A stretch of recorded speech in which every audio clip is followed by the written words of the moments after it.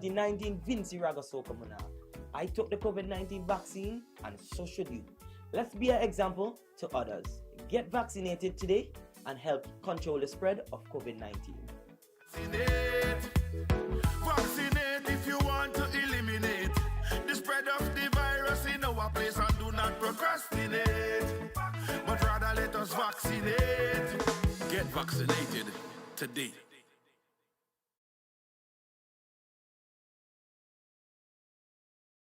On Friday, October 1st, there'll be thousands of dollars to be won. A lotto jackpot of $62,000.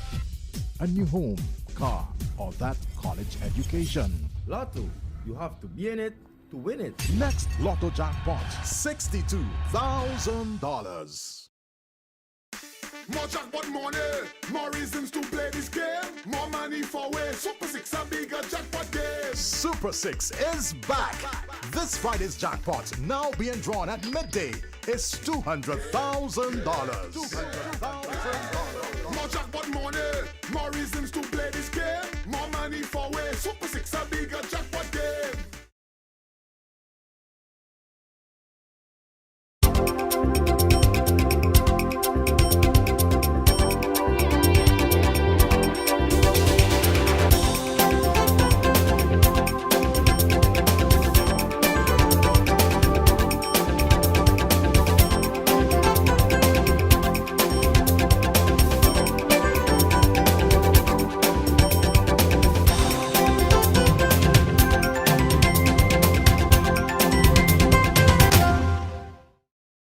And welcome to this week's edition of Roundtable Talk. We're pleased to welcome back once again Prime Minister Dr. Ralph E. Gonsalves. Last time you were here a couple of months ago, you had just returned from Barbados after being injured during that now infamous protest. How have you been keeping? I mean, since all of that, the charge against the person who was suspected of doing harm has been withdrawn. How are you? How are you doing? I'm doing pretty okay. I should have done another scan, but I haven't done it yet. But I'm okay. I'm functioning well. I am doing my work, working long hours and at a high level. The Director of Public Prosecutions, as you know, that office is responsible. It's an independent office responsible for prosecutions, and the office decided not to proceed with the case.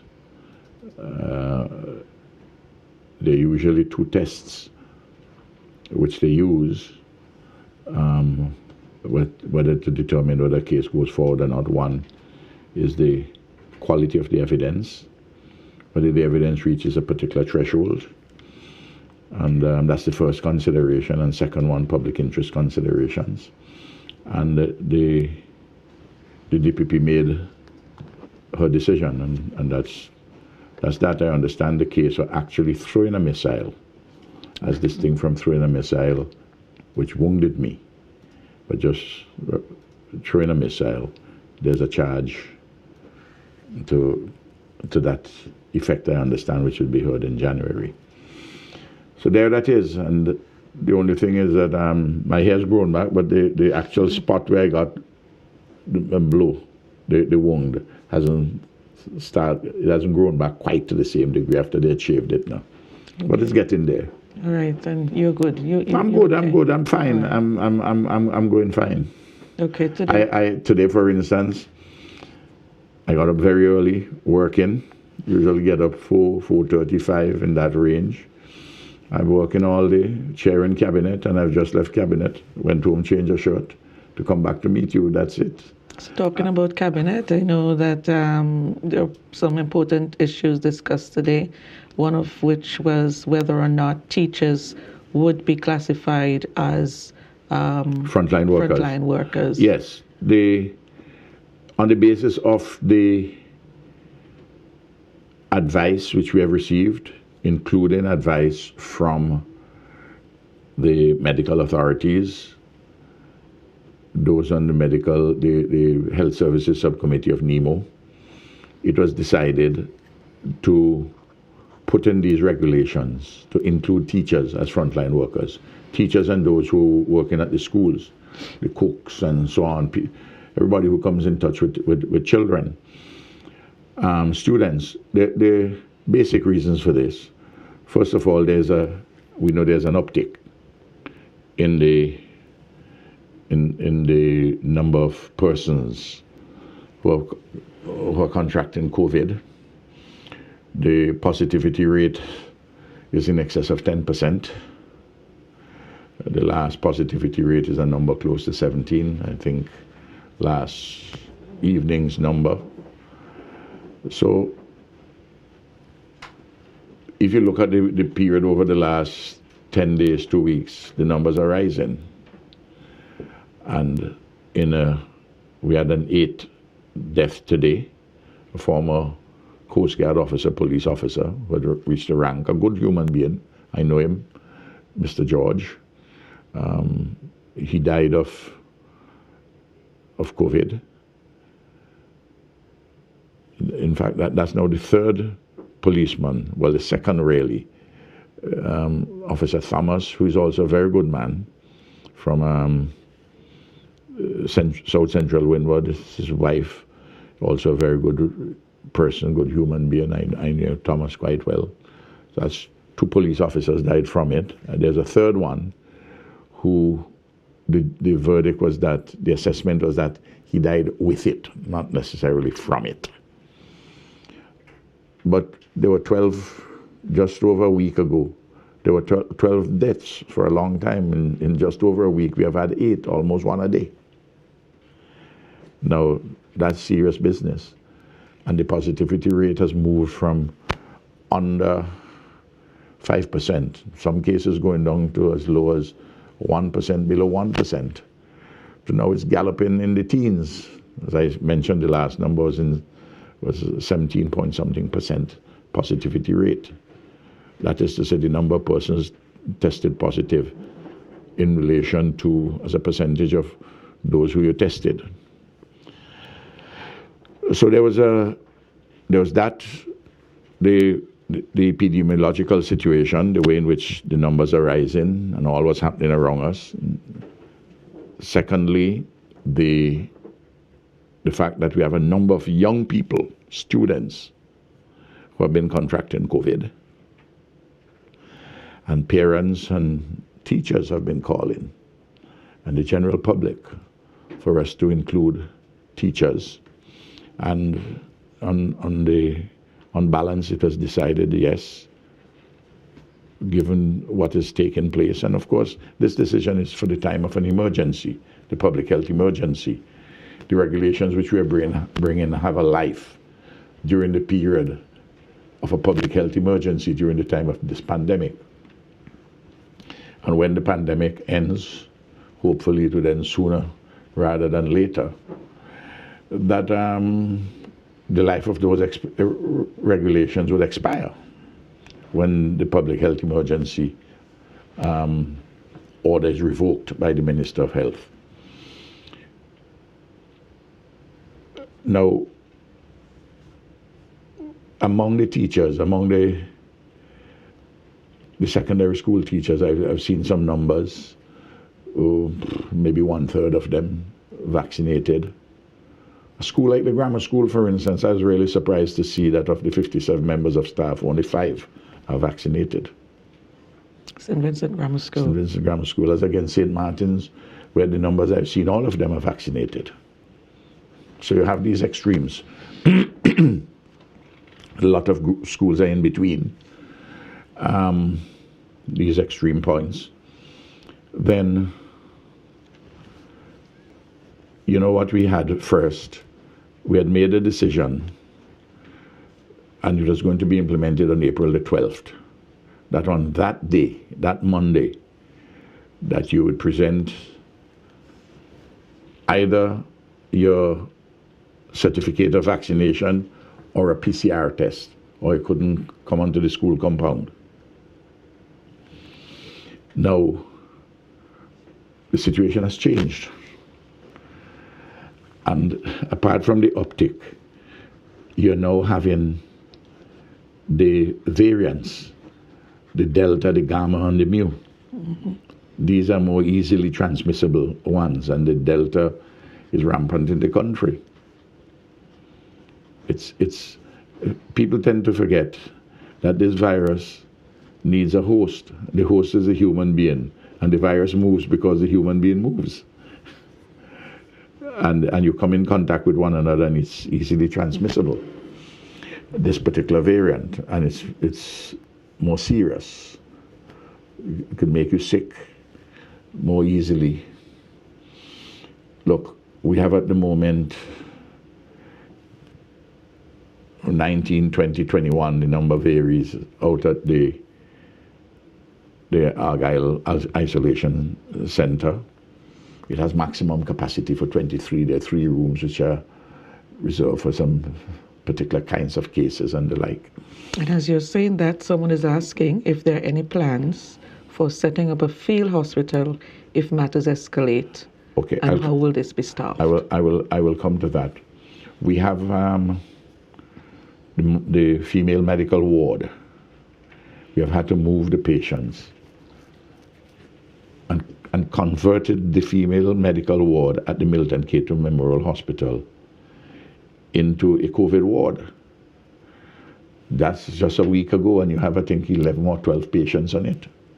One of the persons who died there is Mr. George.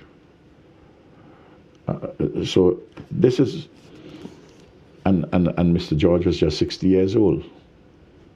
He wasn't a particularly old man. People are dying in their 40s here in St. Vincent Grenadines. Of the 12 hitherto, persons had pre-existing conditions, comorbidities as they call them. Now, people who are strong, getting the COVID and getting shaken by it and dying.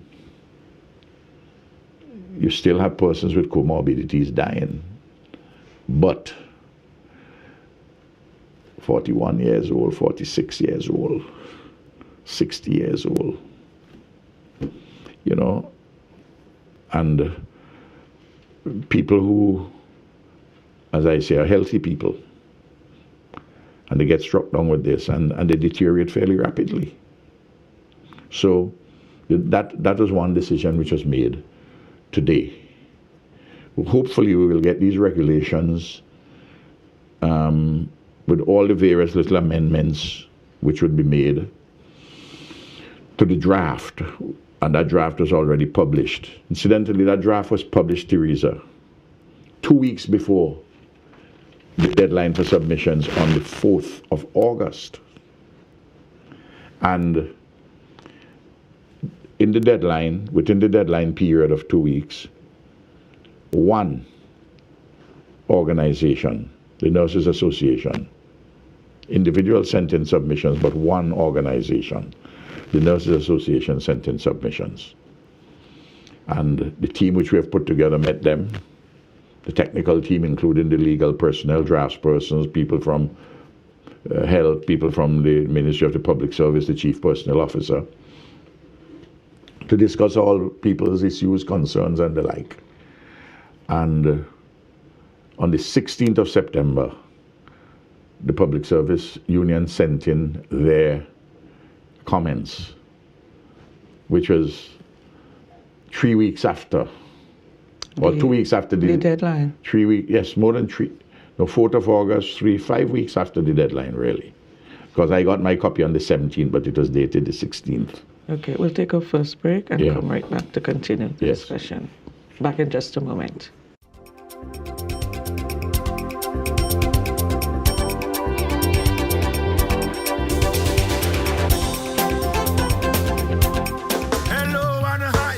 Everyone, I am Shakel Bob. I am a former Miss Pitani, a former Miss Rural SVG and Miss SVG contestant and runner-up.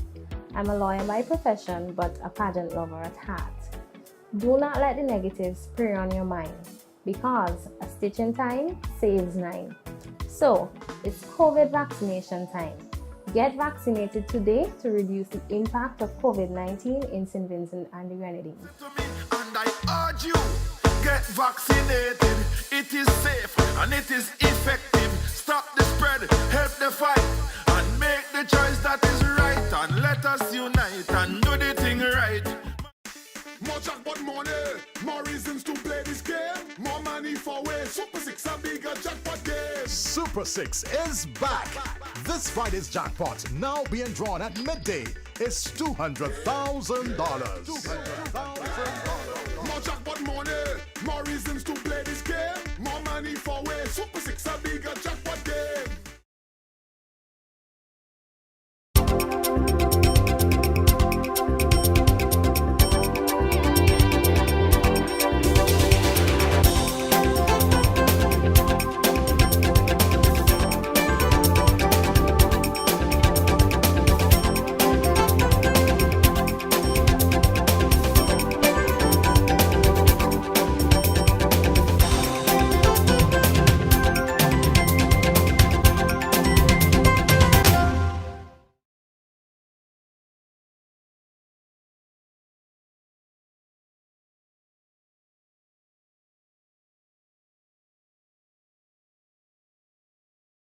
And there was a discussion by this technical group, including legal draftspersons and others.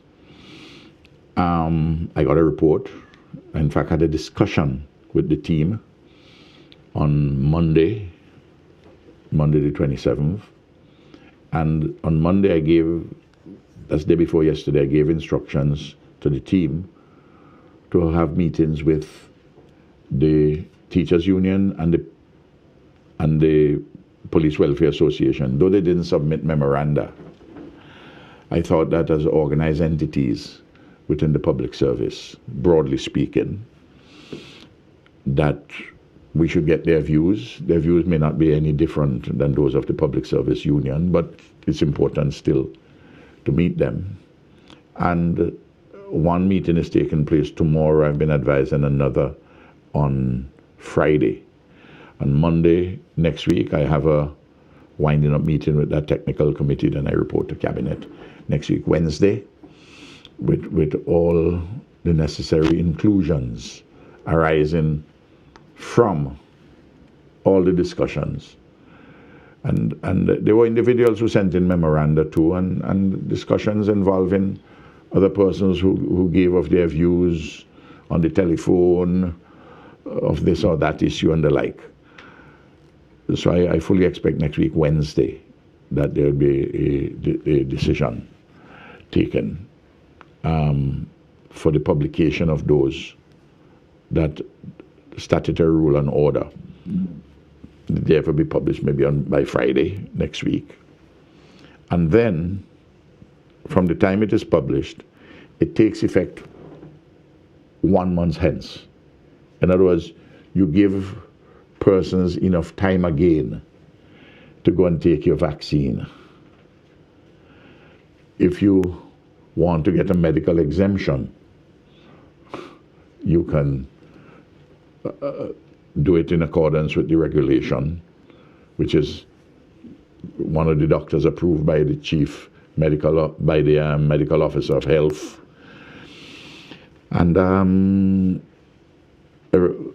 and you have a reason why you can't take it. There are many persons who feel that because they have some ailment of some kind that they can't take the vaccine. Sometimes it's the very reason that you have that particular ailment that you should take the vaccine to help to strengthen you.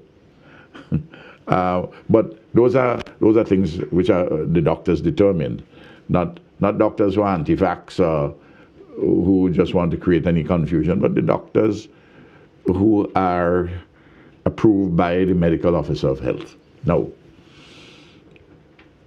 and then after that, when it becomes operational in a month's time, you have a choice whether to take the vaccine and be at work within that period, or you get a different job and you would not be able to come to work in these frontline jobs unless you take the vaccine. You would have made a choice. So fortunately, we are seeing an uptick in in vaccinations, including from frontline workers, but not as fast as I would like to see.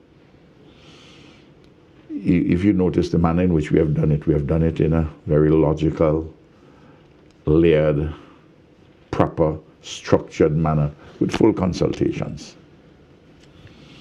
Other decisions which we took today, by the way, you asked me the question about the field hospital. If I may just say this, the ward, the COVID ward at the hospital, the one where we had to move out patients from the female medical ward, that's 28 beds. You have 11, 12 beds now occupied. Maybe as I talk today, those are the numbers from yesterday. Maybe other persons have since gone in. And this is the point.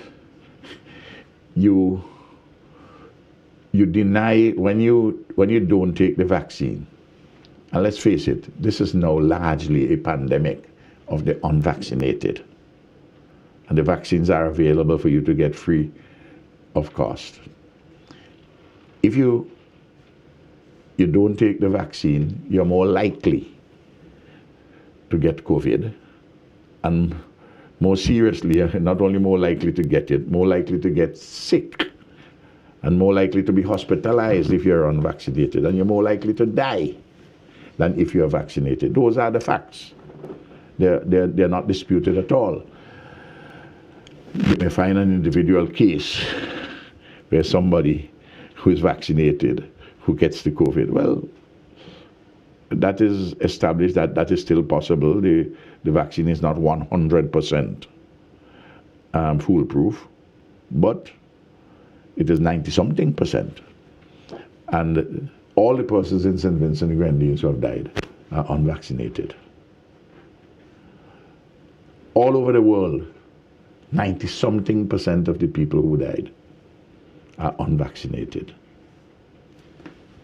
Most of the people who catch COVID are unvaccinated. It's, as I say, a pandemic of the unvaccinated. Now, we anticipated that we would have had in the possibility that you'd have a spike.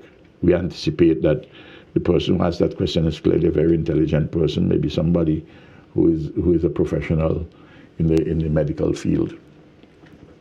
And we had open discussions with the United States of America, the government of the USA, and also with the World Bank, PAHO, also in respect of a field hospital. So that is part of what is in train. Today, one of the decisions which we took is to give the okay upon the advice of the medical authorities, the professionals, to bring in 200 oxygen tanks with oxygen, because just in case, we have to be, I'm hoping we don't need them. But I saw on social media, on the YouTube, and I saw in the press from Jamaica, for example, how persons were dying because they didn't have a sufficient supply of oxygen. No, just imagine a death where you're gasping for your breath. It's a respiratory problem. So it creates respiratory ailments. You're gasping for your breath and you can't breathe. I have seen, I don't know if you would have seen a couple of them on YouTube, persons. I can't watch it beyond a couple of seconds because it's painful, it's heart-rending. I don't want to see anything like that in our country. Sadly, persons are not taking the matter seriously enough and not taking the vaccine. Now, other decisions which were taken, and by the way, we had gotten an earlier 80 tanks, which can be filled here by the entity from which we usually, the state usually purchase the oxygen. Because remember this, Teresa, if you have 100 people hospitalized,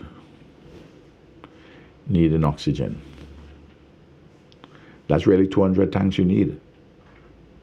Because when this one is finishing, you have to bring one, which is already full, to hook up.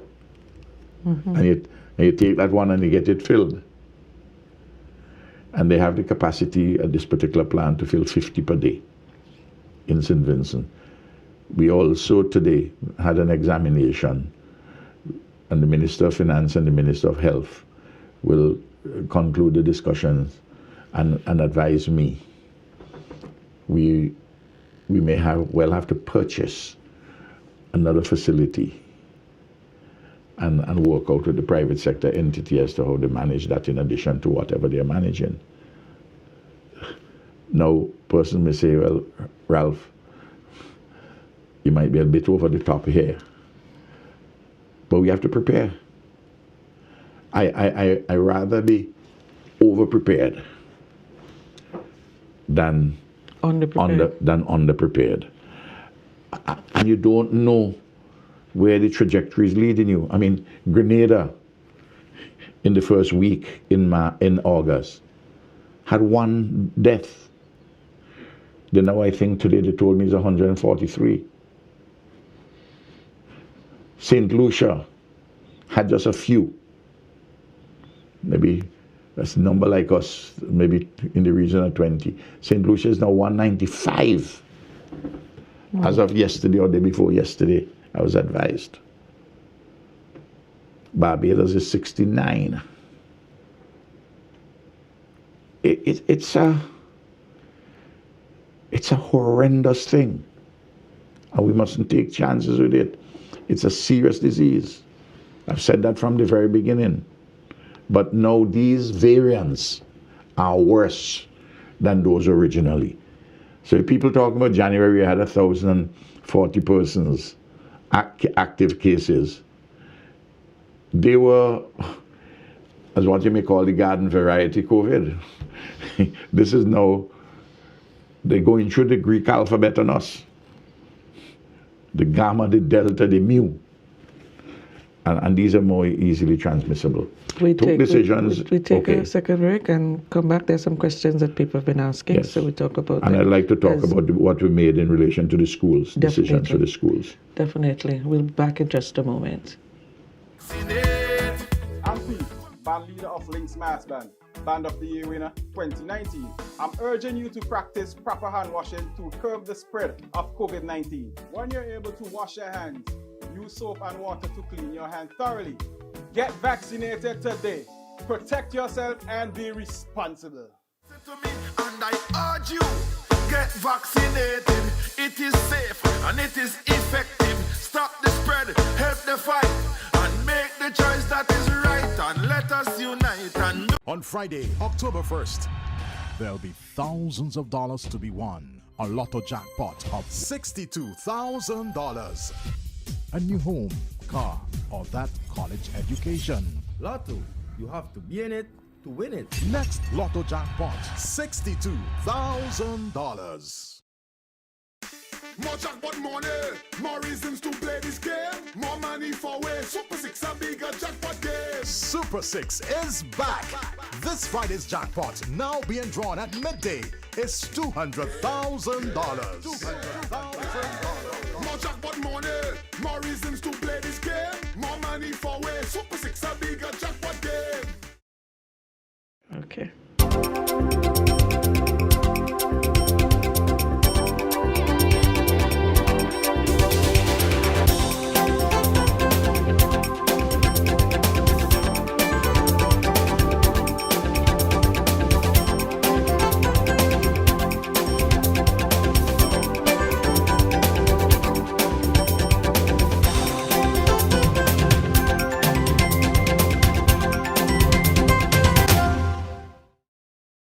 Minister, when we took the last break, you were about to tell us about some of the other decisions that were made in Cabinet today.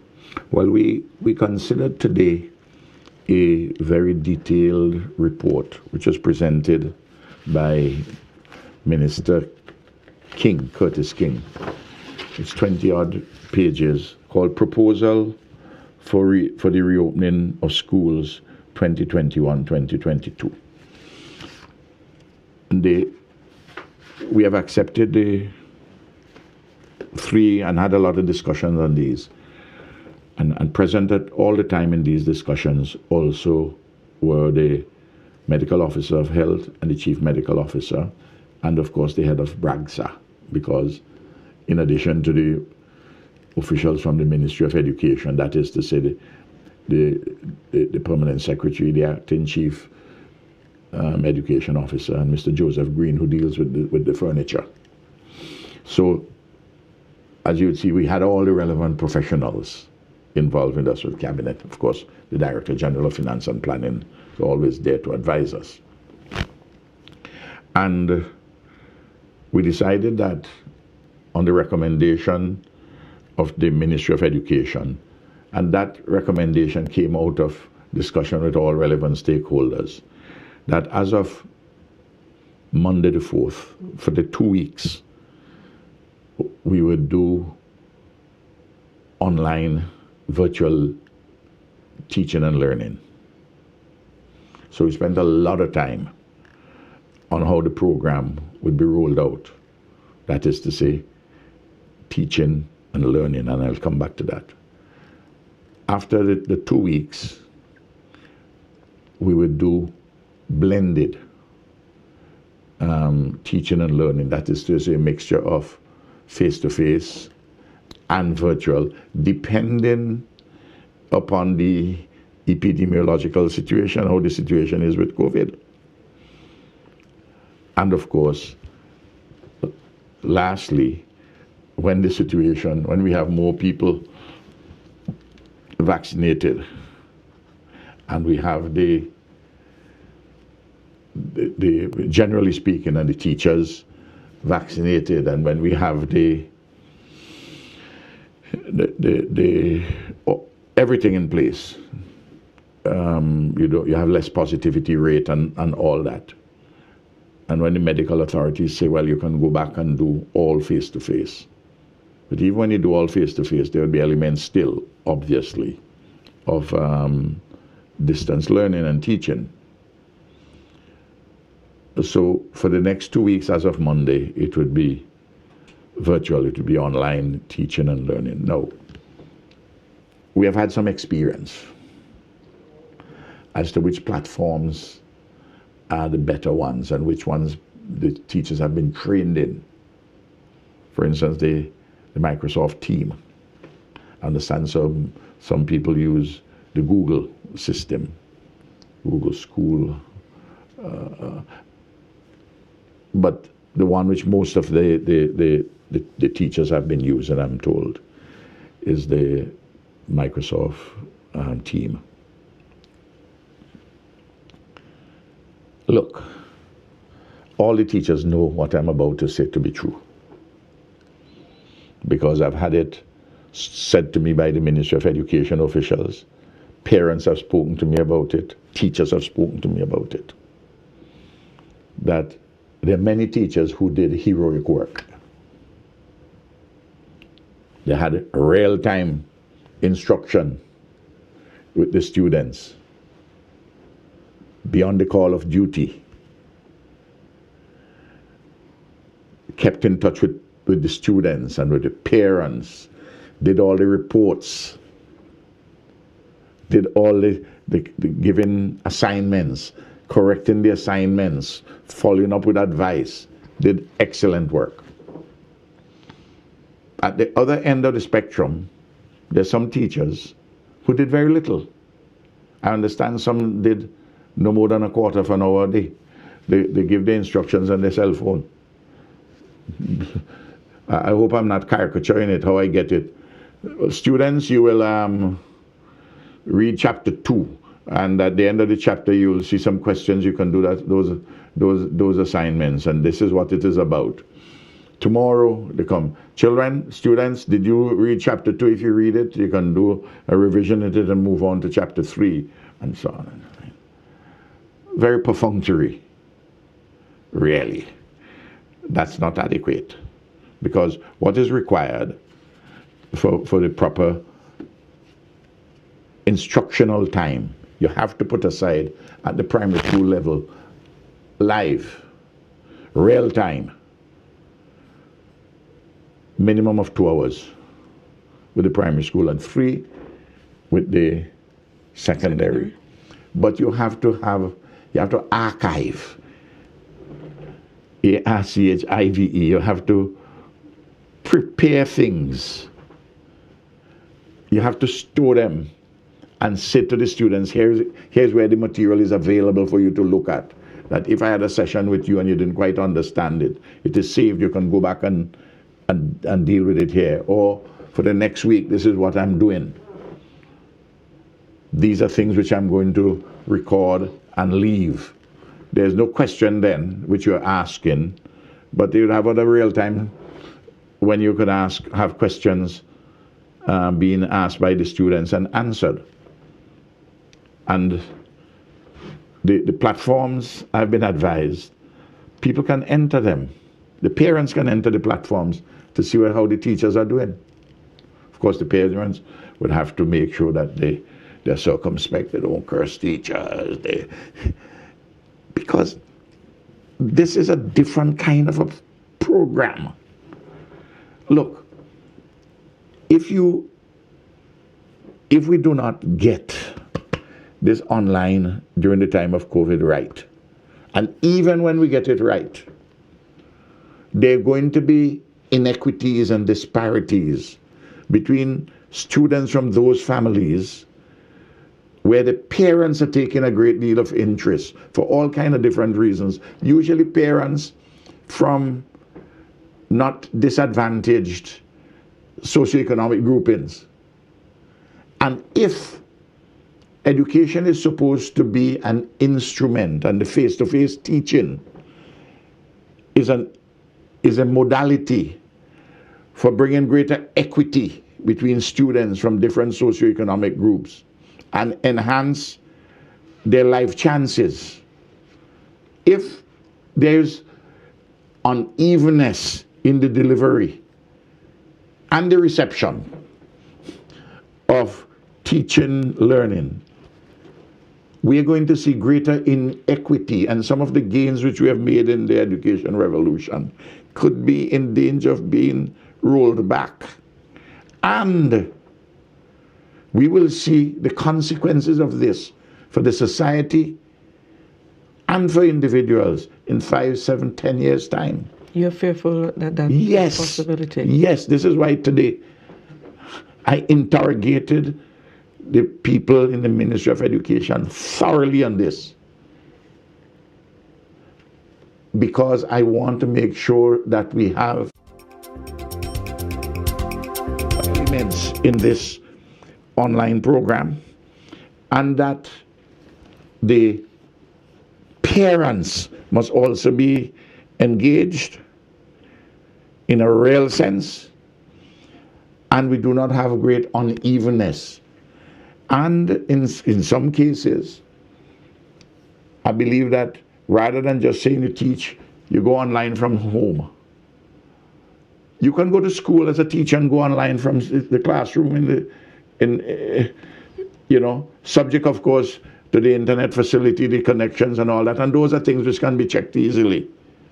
In other words, I'm asking the teachers to give us a high level of delivery with the online program.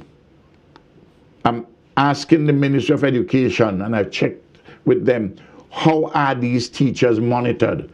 The principals can log in and see how their teachers are doing. You have 57 teachers at the grammar schools. That's a big school. The 57, the principal can check over the period of the week how the various teachers are doing, and officials from the Ministry of Education, senior education officers, other persons can be checking in. We have to monitor this thing very carefully. Otherwise, you may tell the country that you have an online education, but it has to be of a high and consistent quality. And then, of course, blended is face-to-face with online, with the local situation being taken account of. That is to say, where the school is, how many persons, the vaccination of the teachers, and in the community, and what is the vaccination rate nationally, what is the positivity rate. All those factors come into account. The space the school has, how many students in the schools. That's when you're having it blended. And then, of course, when we're going back face to face, some of those same considerations and would depend upon the epidemiological, the COVID situation. This is a matter of utmost significance. I took a long time on this today in chairing cabinet and asking questions, and when I got an assurance about this or that, I said, give me the basis of the assurance.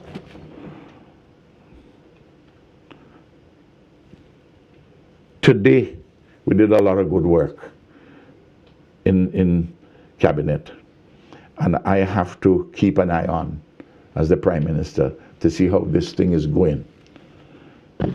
And I want the teachers to help us, and I want the teachers to get vaccinated, because when we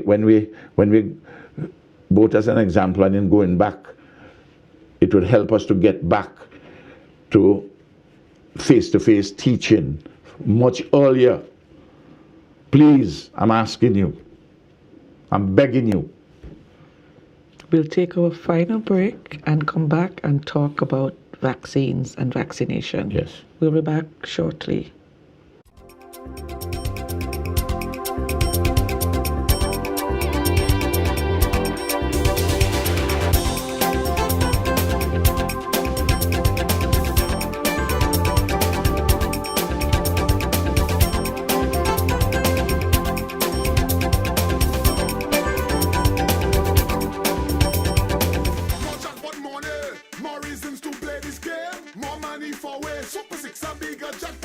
Super 6 is back. This Friday's jackpot, now being drawn at midday, is $200,000. More jackpot money, more reasons to play this game. More money for way. Super 6 a bigger jackpot game. On Friday, October 1st, there'll be thousands of dollars to be won. A lotto jackpot of $62,000. A new home, car, or that college education. Lotto, you have to be in it to win it. Next lotto jackpot, $62,000. Vaccinate. I am King of the Band's winner, Thierry Lockhart.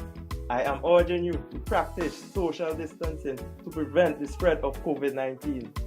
Avoid large gatherings, and if you have to stand in a line, make sure you are 3 feet apart from the other person. Get vaccinated today.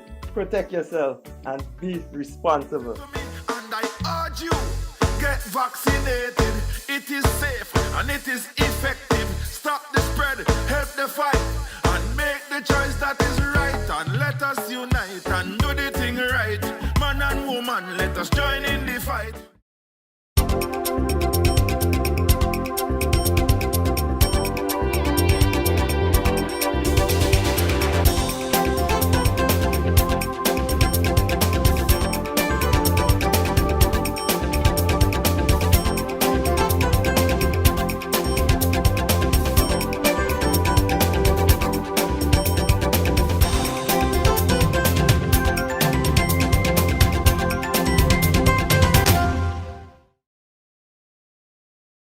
One of, if not the most critical component in our arsenal in the management of COVID-19. The best tool in the toolbox to fight COVID is the vaccine. We have had a fair amount of vaccine politics I'm not talking locally, I'm talking globally. And we have had, and I've addressed that in my speech at the United Nations, and we have had some vaccines which have been approved by WHO and not yet approved. Some not approved yet by the WHO. But there are some others which have been widely used. Let's say, for instance, the Sputnik. I understand that WHO going back to do investigation in either late October or November, early November. And there are some countries are not accepting the Sputnik. In fact, there's one country in the North Atlantic not accepting the Covishield AstraZeneca, the one out of India. And I say to persons, listen to the medical advice if you're traveling, and say you're going to the United States and they're not recognizing at the moment Sputnik. You can go and take a booster, you can go and get the COVID, you can go and get the Pfizer. The chief medical officer has written about it and spoken about it, how you can mix and match the AstraZeneca and the Pfizer. You can mix and match the COVID and the Pfizer. The Sputnik and the Pfizer. Yeah. You can mix and match that too, so that if somebody has if somebody's taking the Sputnik and a particular country is not accepting the Sputnik, you decide and you're going to be traveling. You take a booster from the one which the country is accepting. You know, it's a straightforward thing. Most important thing, of course, is to take care of your health. And you must remember that all the vaccines help to take care of your health. All of them. In the case of the Sputnik, more than half the countries in the world, more than half the world's population use Sputnik. But some countries say, well, we're not allowing it, we're not accepting it for purposes of migration until it's WHO approved. So that is the way I will say to those persons, don't panic about anything, just take the, and we have Pfizer's, we have today, we have about 17,000, 18,000 doses still of Pfizer and another 35,000 to come in another too distant period and a further 35,000. So would we be getting any other brands anytime soon? We can go for other brands, but the point is this: we have three now. We have some.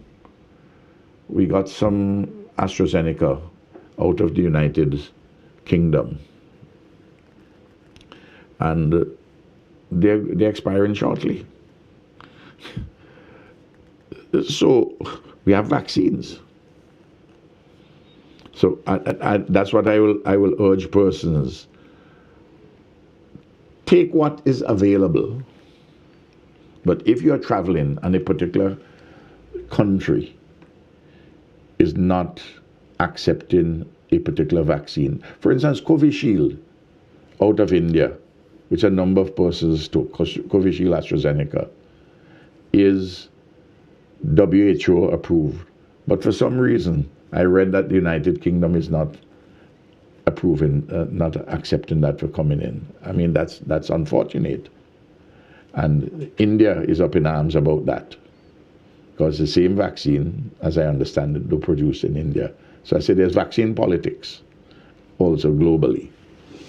But if you're traveling somewhere, you check out to see which one the persons are accepting, and you take a booster from that which you want to get to travel. A lot of people not traveling necessarily, and you take what you feel comfortable with, what is available. That's how I would advise. I just want to say this, something I omitted to say earlier. Look,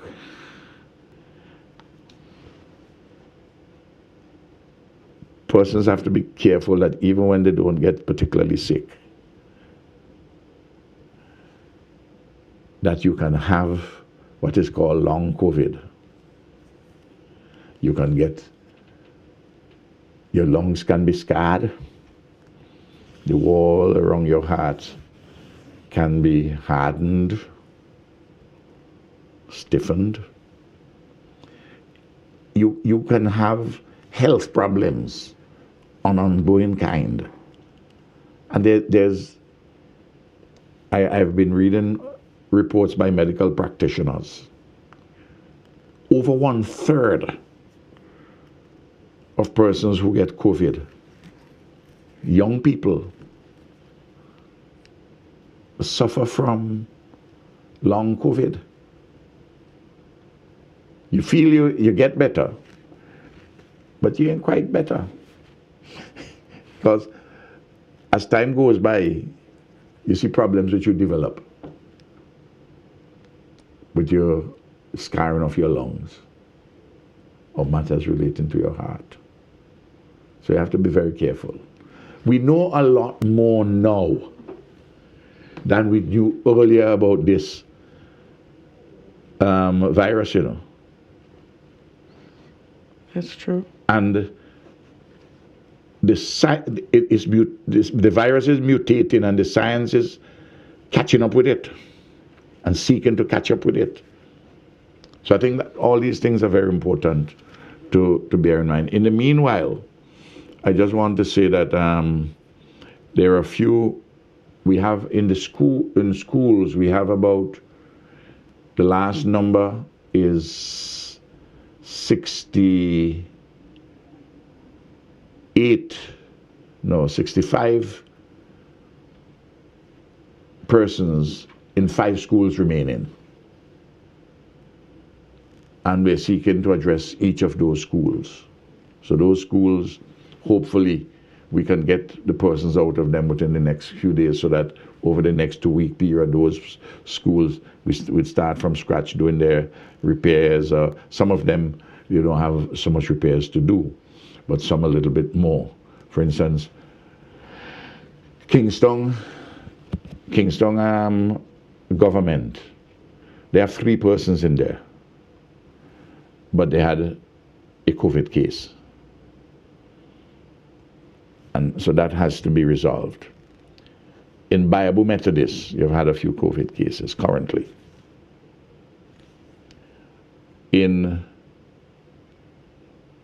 Yesterday North Union Secondary moved out. We have new grounds to move out still. We have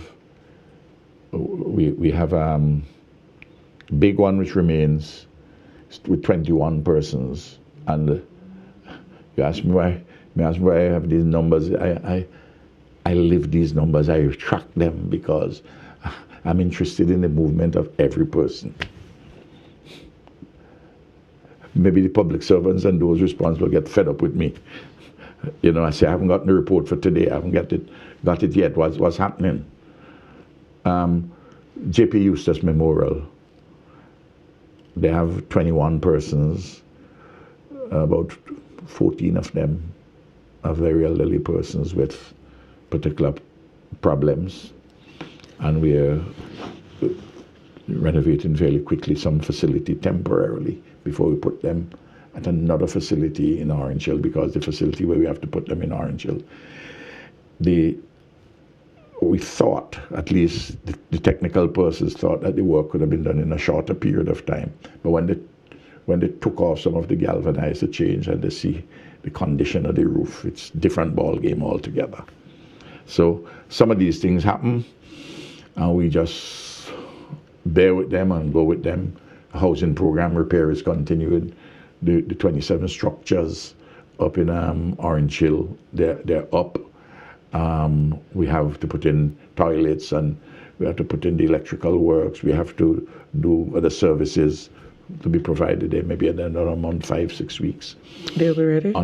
Hopefully. Okay. Those, then we will be starting some others. There's a lot of work.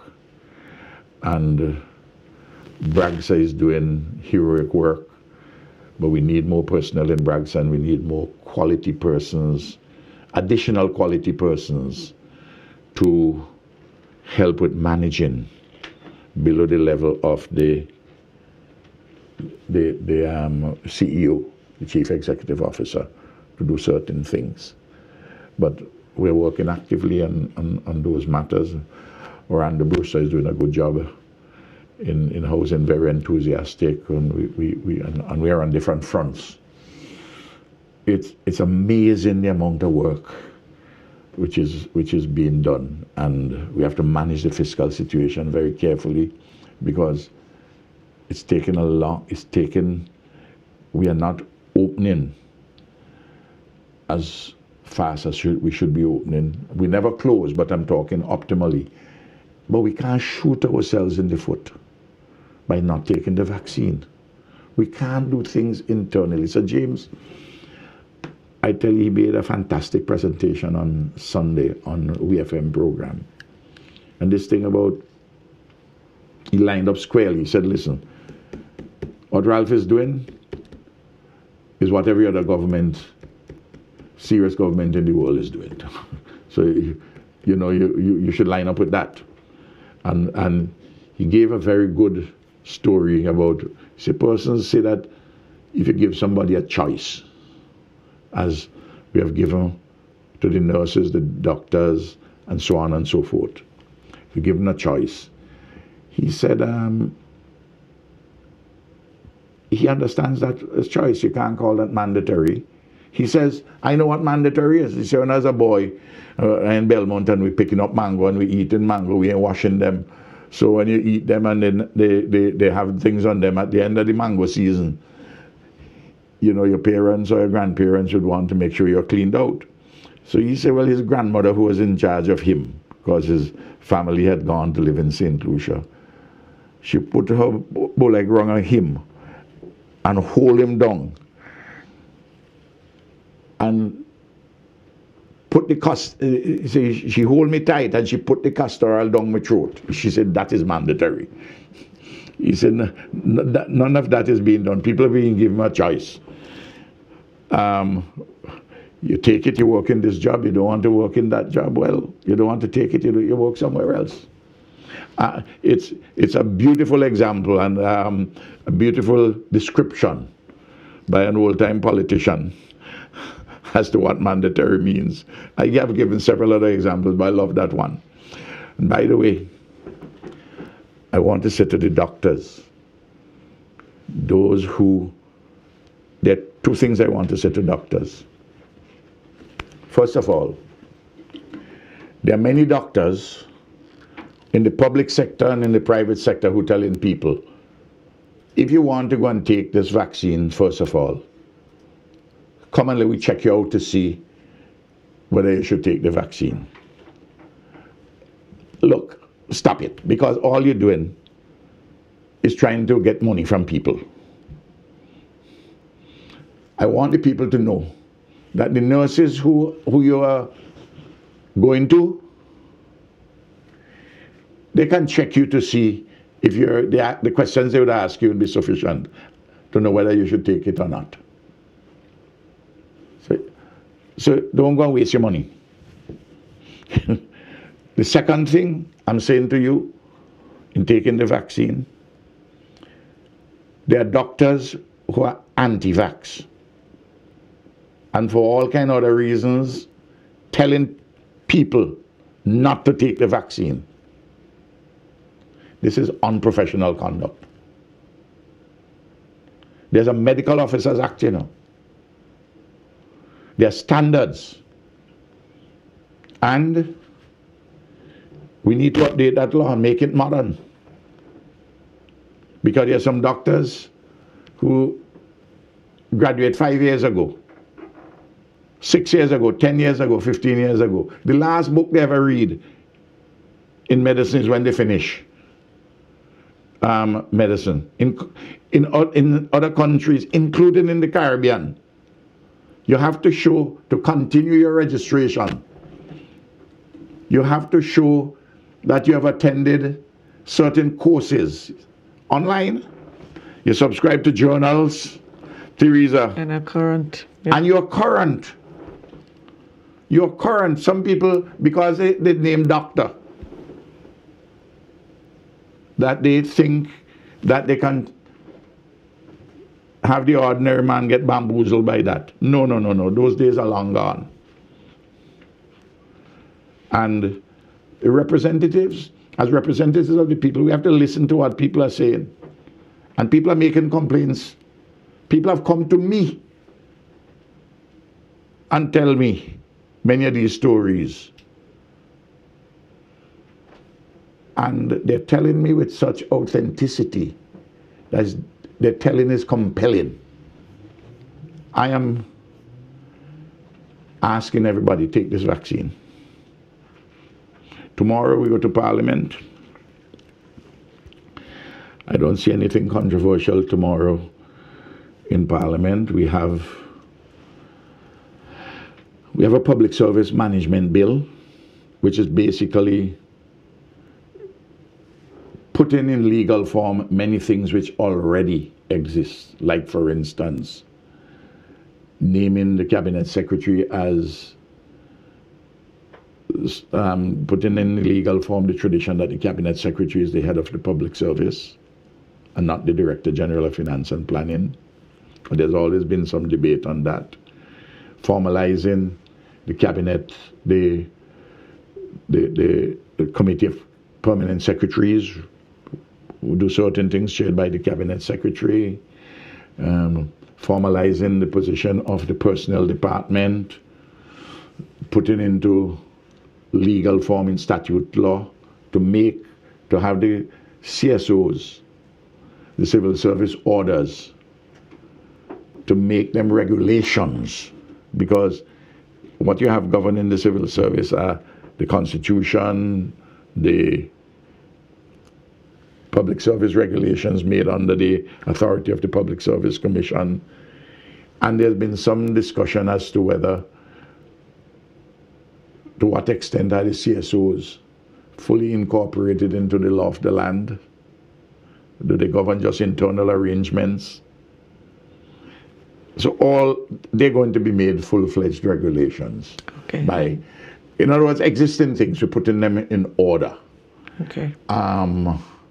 Then there's a bill on the court fees.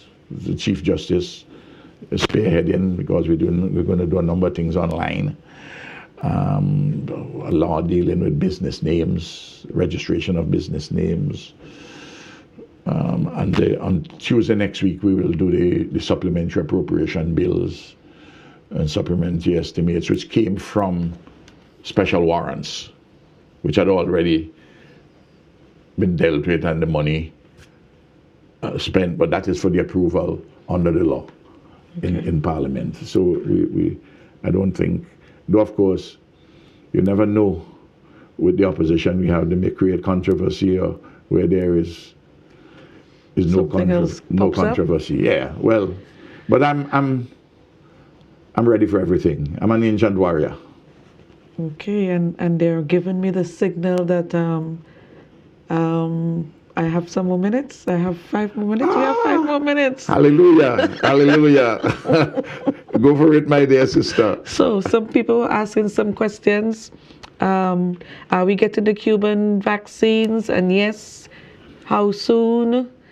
The Cuban vaccine would be available to us as soon as the government of Cuba is ready to roll out for other countries, because I had discussions with the president of Cuba before on this particular item. Of course, it's not yet before the WHO, but that's again how that rolls out. But so we are there. But at the moment we have a lot of vaccines. We have AstraZeneca, we have Sputnik, and we have to spare. We actually have to spare. And we have we have Pfizer. Okay. So that's where we are. Okay. Someone else is medical doctor asking you to stress that even if you got COVID naturally, you still need to be vaccinated. Absolutely. Absolutely. You get COVID. Look, there are 2 ways to get immunity. A safe and more secure way is to take the vaccine. The less safe and the less long-lasting way is to get the COVID, and you think you have the immunity, well, maybe for a little short time, but you still have to take the vaccine, and the doctor will tell you after you have had it, how soon after you have had it, you should take the vaccine. That's a matter on which you'll get that advice. Okay. What emergency regulation can be placed on lots of those radio stations in SVG that are spreading false information about the vaccine? Well, you know, this is a problem. You know, there is a provision in the criminal code which says that if you publish any false statement, rumor, or report likely to cause fear or alarm in or among the public, it's a criminal offense. Also, if you commit the licenses when they are granted, I'm pretty sure that the licenses have an attachment attached to the licenses relating to any breaches of the law. We have a relatively free regime, but there are nevertheless some regulations.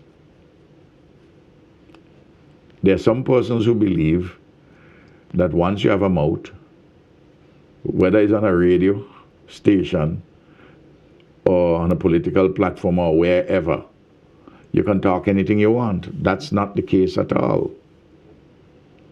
Because people have reputations. There are questions of things which we call fear or alarm in or among the public, which are false, which you can't talk. And persons must bear in mind, we have such a spirit of openness and freedom, and that is to be treasured. But with freedom, for its proper survival and its tendering and its growing, you need to have responsibility.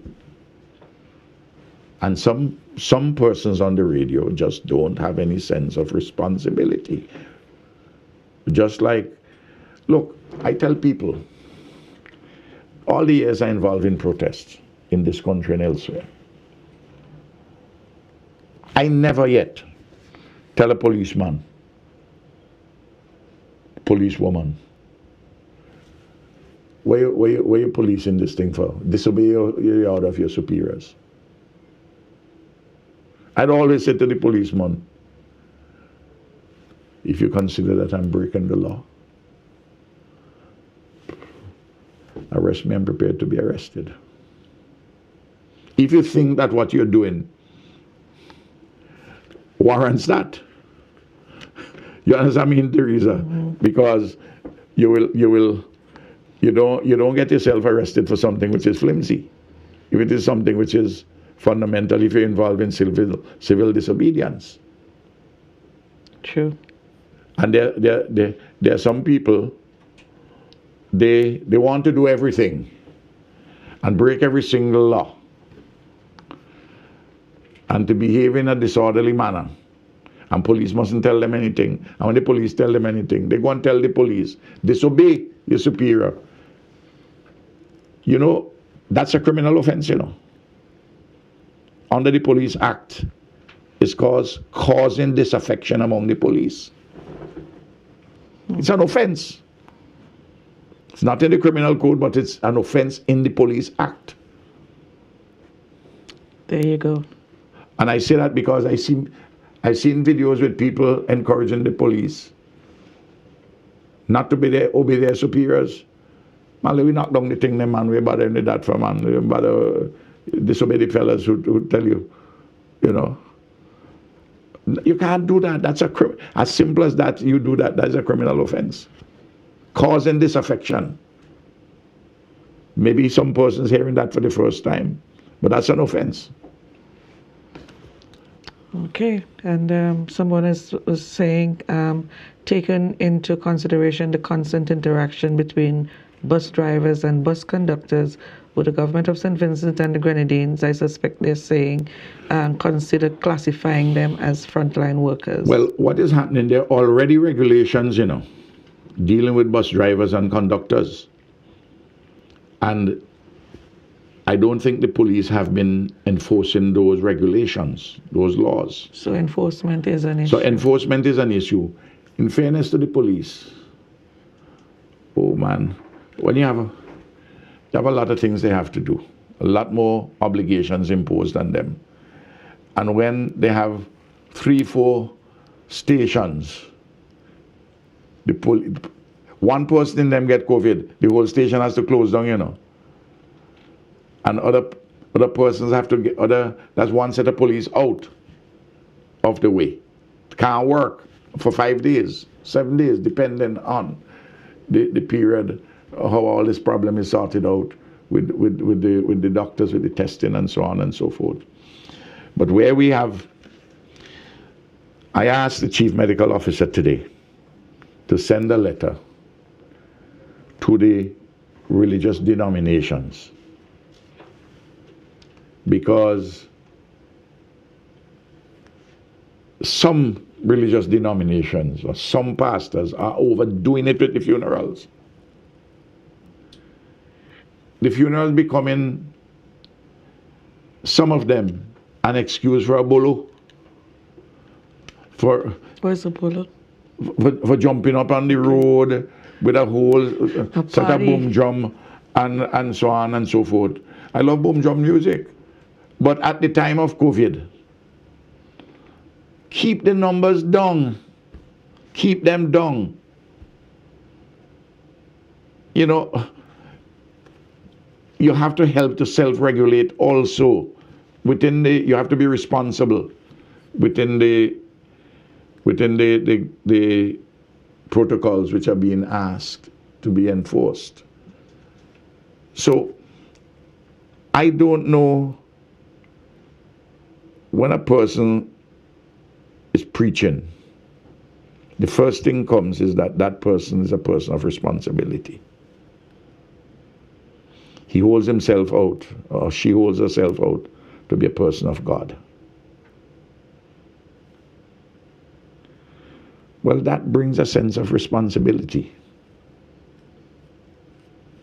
And you must know that if you have a small church and it jam up, people are wearing masks, or you're telling people not to wear masks, you are inviting COVID.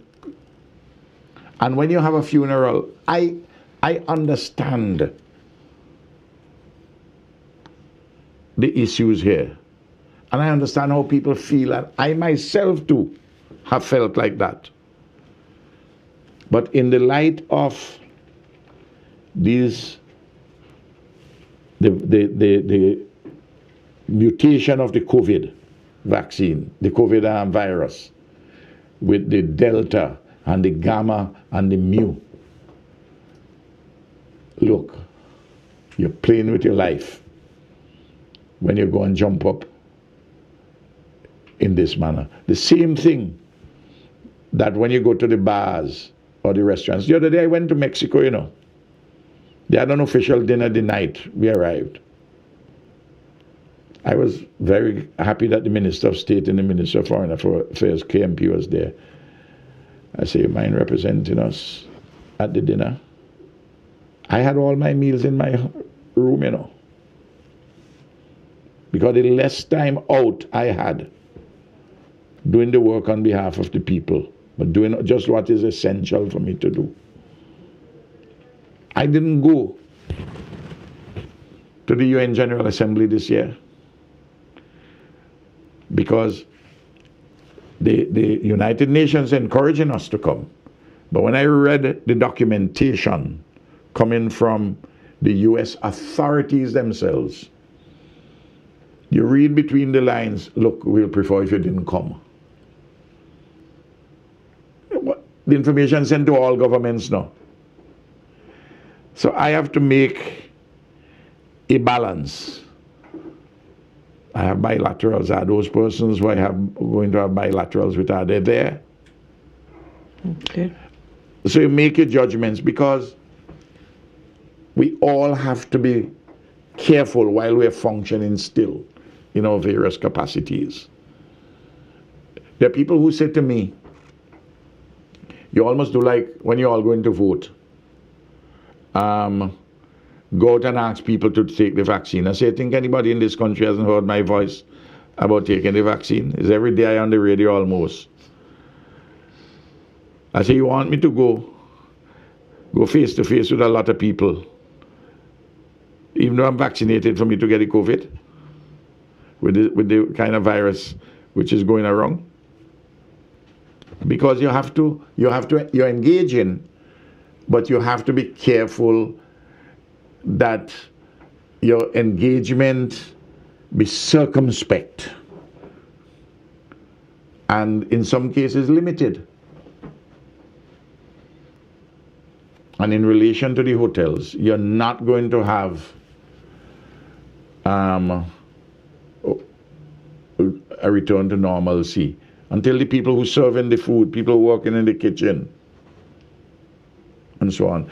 Look, the guys who are around me, the men and women who are around me, providing security, I say, listen to me. If you want to stay around me, security, you got to take the vaccine. If you don't want to take it, well, I just tell the commission I want somebody else. Thankfully, all of them were sensible. I say, yeah. We're taking the vaccine. People were around me immediately at the office with whom I interact. All this. Of course, I see people who come at the office who are not vaccinated. But you have to put on a mask. I put on my mask. And I'm at a certain distance from you. Because, look, if I get the COVID, it could kill me.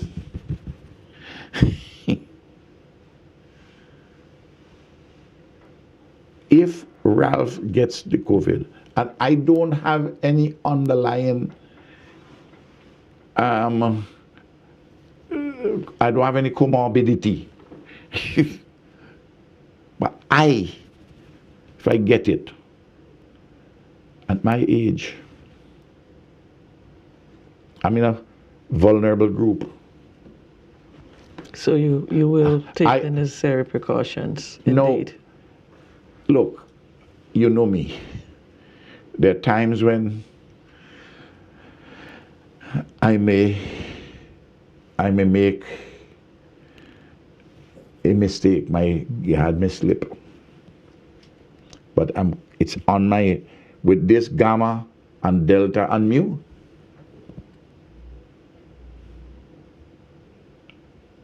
anybody should be concerned that they don't get COVID. And you shouldn't play games with it. Okay, thank you, Mr. Prime Minister. I think that's the perfect note on which to end this week's edition of Roundtable Talk. So glad you could join us. We'll see you again next week, Wednesday, for another Roundtable Talk. Thank you, Mr. Prime Minister. Thank you very much. I appreciate it, Teresa. Appreciate you too.